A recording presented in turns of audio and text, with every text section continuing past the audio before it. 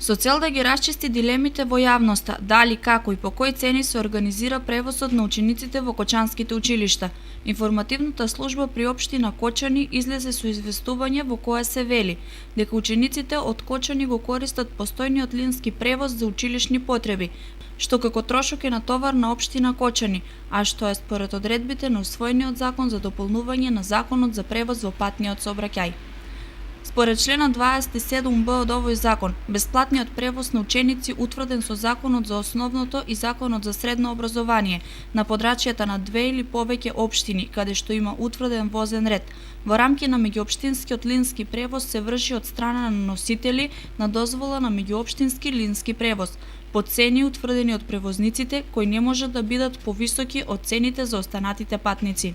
За спорадичните проблеми како непостоечка релација или соодветен временски термин се наоѓаат соодветни решенија. Училишниот превоз организиран на овој начин е по реални цени и за реални патници.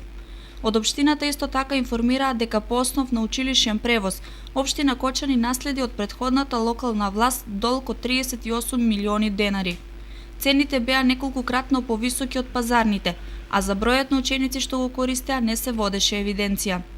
Со новиот начин на организирање на превозот по пазарни цени, според правичните пресметки за една учебна година ќе се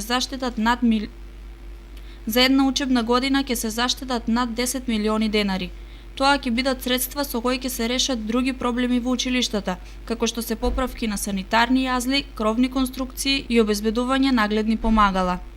Собранието на Република Македонија на 3 септември 2018 година на 58-та седница го усвои предлогот за Законот за дополнување на Закон за превоз на патниот сообраќај,